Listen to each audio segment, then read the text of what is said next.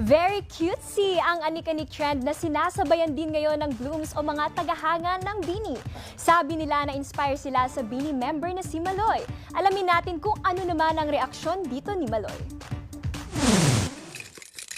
Cuteness overload ang hatid ng isang netizen na may outfit na hango sa music video na Salamin-Salamin ng aming grupong Bini.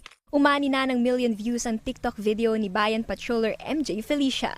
Makikitang nakasabit sa kanyang outfit ang halos 25 plushie keychains at ibang anik-anik o accessories gaya ng stickers at ribbons. Problema mo sa bag ko. Gaya ni MJ, nag-viral din ang video ng magkaibigang sina Bayan Patroller Ann Lorraine Atienza at James Cruz. Pero imbes na stuffed toys o keychains, basahan, tsinelas, yarn, hair clamp at sombrero ang isinabit nila sa kanilang mga bag.